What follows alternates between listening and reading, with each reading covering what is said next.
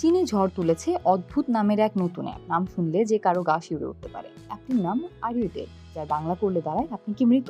নামটা ভয়ঙ্কর শোনালেও এর কাজ খুবই সাধারণ। ব্যবহারকারীকে প্রতি 2 দিনে একবার অ্যাপে ঢুকে জানাতে হবে তিনি বেঁচে আছেন। এর জন্য একটি বড় বোতামে চাপ দিতে হবে। যদি নির্দিষ্ট সময়ে কেউ বোতাম না চাপেন, তবে অ্যাপটি ধরে নেবে তিনি বিপদে আছেন। তখন এটি আগে থেকে ঠিক করে রাখা জরুরি পরিচিত নম্বরে যোগাযোগ করবে, জানিয়ে দেবে ওই ব্যক্তি হয়তো কোনো সমস্যায় পড়েছেন।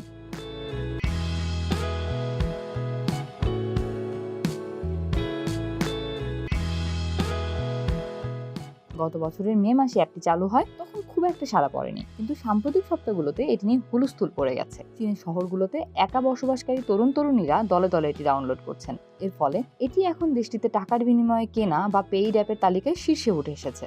গবেষণা প্রতিষ্ঠানগুলো বলছে 2030 সালের মধ্যে চীনে একা বসবাসকারী মানুষের সংখ্যা 20 কোটিতে পৌঁছতে পারে। এই বিশাল জনগোষ্ঠীকেই লক্ষ্য বানিয়েছে অ্যাপটি। তারা নিজেদের পরিচয় দেয় নিরাপত্তা সঙ্গী হিসেবে। অ্যাপটির নির্মাতা প্রতিষ্ঠান মুনস্কেপ টেকনোলজিস তারা স্বীকার করেছে এই অদ্ভুত চটকদার নামের কারণেই অ্যাপটি এত সফল। তবে তারা সমালোচনা মেনে নিয়ে নাম পরিবর্তনের বিষয়টিও বিবেচনা করছে।